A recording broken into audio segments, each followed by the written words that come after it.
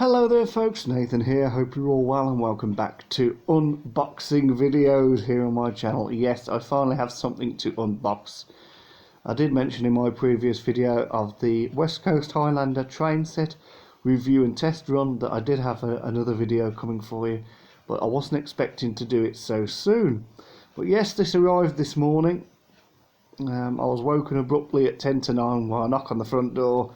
And lo and behold, there was a parcel on my doorstep. Well, say doorstep. There was a parcel outside my door, and I was like, "Oh, I wonder what this is." And then I opened it up, and it turned out to be this.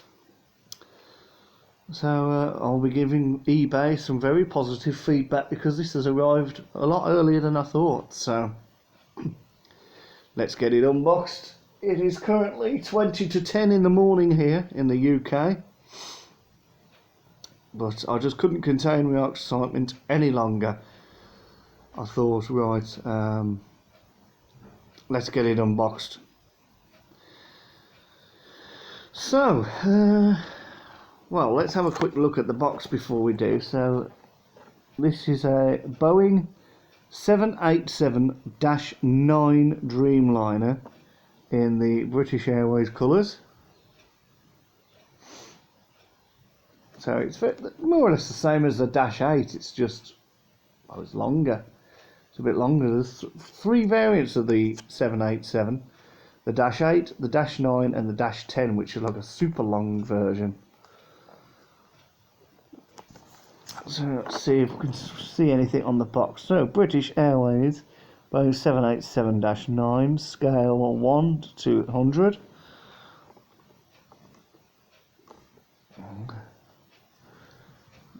Size on the end then would help if I turn it the right way. So there you go again, British Airways, Boeing 787-9.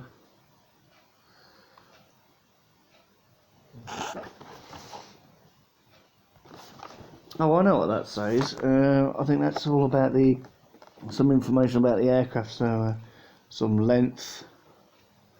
I'll have a look in a moment. Turn it round for you. There's some more on there. So the height, dimensions. I'm not sure whether this is the model or the real aircraft itself.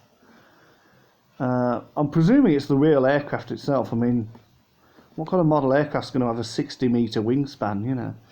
So the length is 63 metres long. The height is 17 metres high, from obviously tyre to the top of the aircraft, or it could be like floor to tail, I'm not too sure. Wingspan is 60 metres. Oh, it just says the same on that side as well. Length, height and wingspan. Okay. Well, if there's nothing left to do, then let's get her open. And let's see what we've got in the box. Now the first thing that comes out are the wings and. Oh dear, that doesn't look good.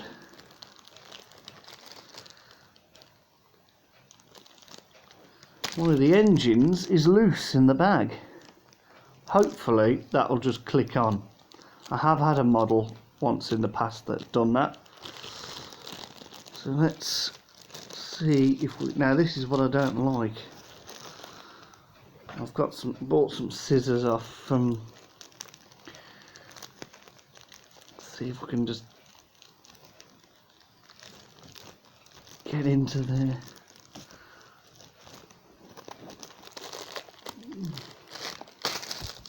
Oh, okay. There we go. So there's one wing. So it does look as if the engines do unclip.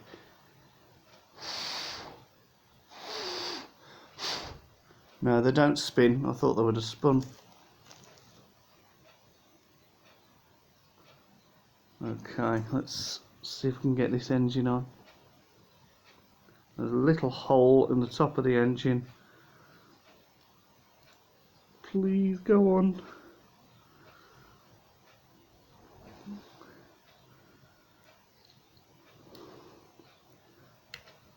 Ah, there we go. Oh. There we go. It's on. Let me just push it in. Well, it's not going to fall off now, unless I was to really tug on it. But might think about getting some glue for that. I was a little bit disappointing though. I thought, you know, it's a bit of a shame, to be honest. It's, yeah, so that's the dodgy one, isn't it? So we might as well have a look at the wing. Well, we'll have a quick look at the wings. As you can see, they flex. They've quite flexed the Dreamliner wings to help it cut through the air a bit more. Well, they're like this during flight, and then when the aircraft lands, I've seen when the Qatar, however you pronounce it, when that Dreamliner lands at Birmingham, the wings are all flexed up like this, and then once it hits the ground, they go like that. They straighten out a bit, and then obviously once it's in the air, they curve up again. But good detailing. You've got like the detailing of the flaps and slats. This aircraft is actually registered. It's Golf/Zulu Bravo Kilo Alpha G/ZBKA. ZB, that used to be Monarch's call sign, that did, ZB.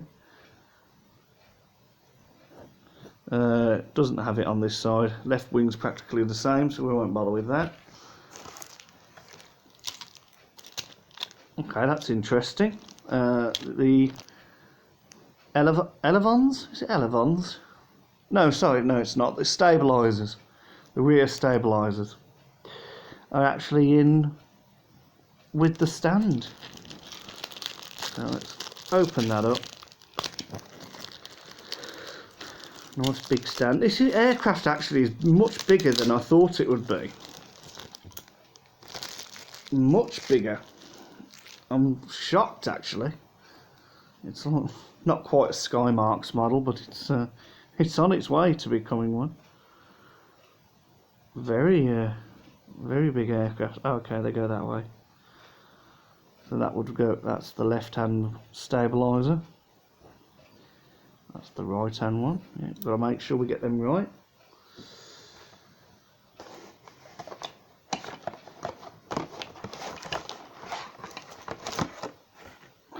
This is the stand arm, and that's what the aircraft sits on. So that you just allocate it in there and give it a good push. A little click, and that's all in securely.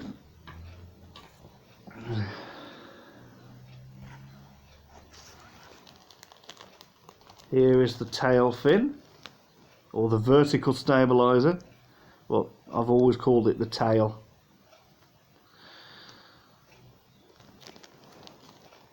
Oh, that bag might come in handy. I'll keep that. It's not. I find that interesting with certain model aircrafts, how the vertical stabilizer is always in its own individual little bag. Funny. Put that there. I will keep that actually. That'll be good for coins. I will keep that little bag.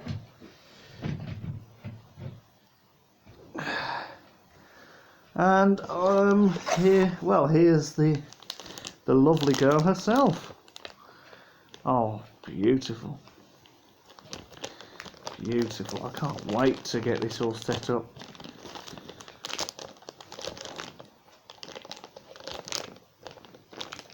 This doesn't want to come out. Come on, don't be shy. Right, let's get that open a bit. Right, we can slide out the fuselage. We won't have a look yet. Let's have a quick look at the front.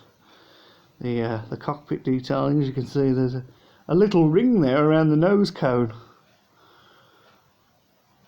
We've got the last two letters of the registration above the cockpit windows. That would be obviously be first class and business class there at the front.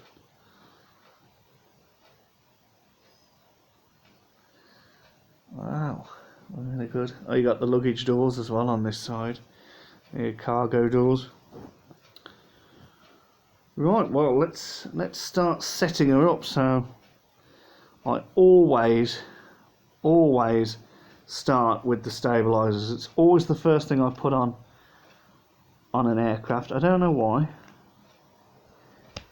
It is very new. Oh no, wrong way, wrong way.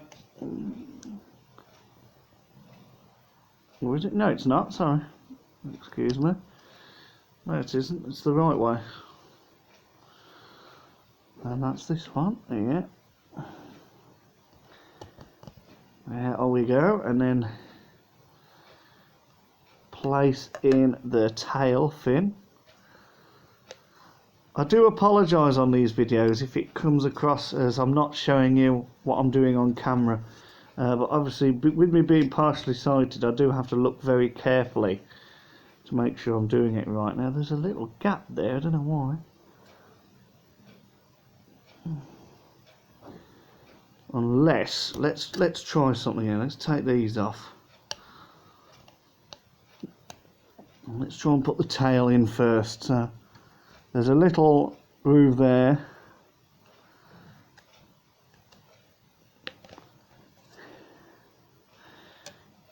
As you can see, there's still a little gap in the tail. I don't want to force it though. Well, it doesn't matter, it's only a model aircraft. And then we'll put the stabilizers back on. There we go. Ow. Stabbed my finger with the stabilizer. I don't think this aircraft likes me. I think we're getting off on the wrong foot. And then the wings. Now this is always the most sketchy part because you don't want to damage the wings. Well, that one went in relatively easy. Now there's this one. This is the one with the dodgy engine, so let's be very careful. Oh no, that went in all right. Wow. Look at that.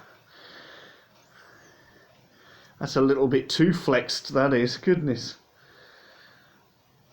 But as I said, like when the aircraft lands, the wings sort of flex down like that. Wow.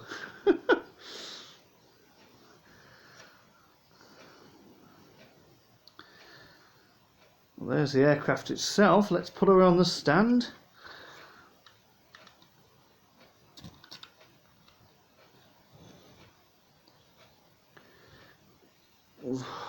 Give it a jiggle, trying to hold it away from the engine. Give it a good jiggle, it will go on. Slowly but surely it'll go on. My Thomas Cook A330 was like this when I first bought that. For when I went to Tunisia in 2015. I had a similar stand. And I was like, well, I want to make sure it's on properly. But as you can see, it's not gonna fall off. So maybe it just goes like that, so you could adjust it, you could have it straight, or you could lean it back a bit as if it's taking up, I don't know. I'll give it a little bit of a jiggle, just to try and get it in there, because it is quite new. Let's take it off, and try and put it back on again. Do it this way, just so you can see the hole.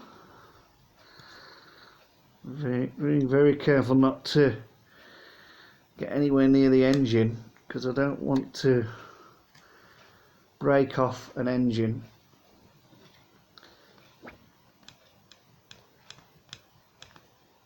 I don't think it'll go on anymore, but that's not too bad, to be honest.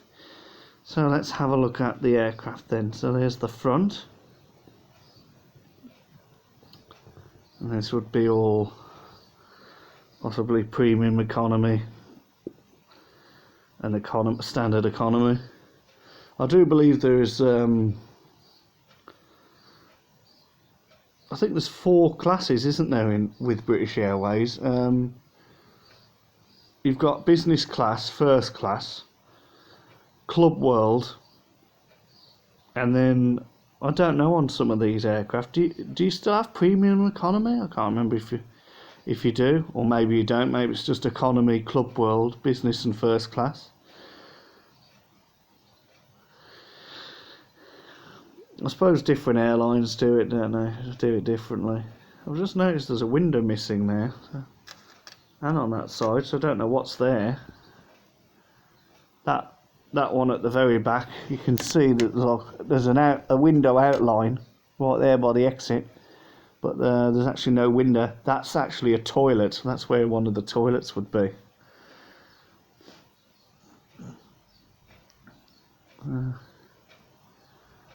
I'm not too sure on this. I mean, they haven't got a bar or anything on board them, as far as I'm aware. And then this side, this is the side that the passengers get on. I've always noticed that, actually. I don't know what it is, but you always seem to board and deboard the aircraft from the right hand side. I suppose really it's to do with space, isn't it? Because you've got all the other vehicles around you, you know, loading it up and fueling it. So I suppose it makes sense to board and deboard passengers from the other side. But yeah, I've always noticed that. Something I've always wondered since I was a kid. How come we always get on the aircraft this side? There's beautiful cockpit windows again. Absolutely beautiful.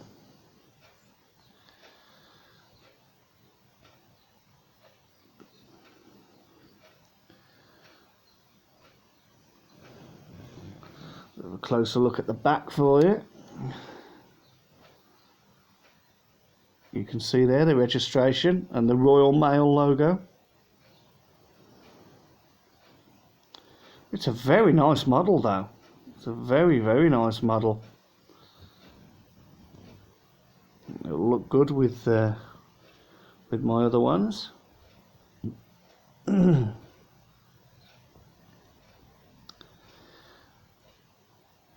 It's similar to my A350 actually, my Virgin Atlantic A350. But again, obviously, when I ordered that, I didn't know that my YouTube was working again, so I couldn't do any unboxings of that. But I am planning to get a Emirates 787-10 because I want the lot now. I've got a 2E-8, which, if you remember, I unboxed that a long time ago on the channel. Shout out to Michelle Jones, she bought me that when she went on holiday. And then this one is the -9, and then I've seen an Emirates -10, 787-10 on eBay, which I might have because my A380 well, it's a little bit broken, isn't it, with the engine falling off and the engine part falling out and stuff. Go and watch that video, that's quite entertaining actually. That's on this channel, Emirates Airbus A380 unboxing. I actually did that on my 25th birthday because it was a 25th birthday present for me. But I'm rambling. Let's just concentrate on this aircraft. Oh, we didn't show you the stand, did I? Oh, I'll tell you what, I'll quickly... No, I won't. You should be able to see that. It just says British Airways Boeing 787-9. Yeah, it does. British Airways Boeing 787-9.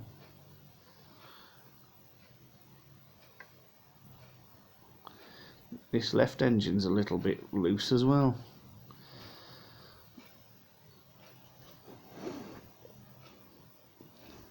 Look, yeah, I'm very happy with that.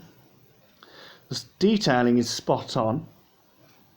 It's nice to see that they've got the original colours. I've always liked this on British Airways. It's nice.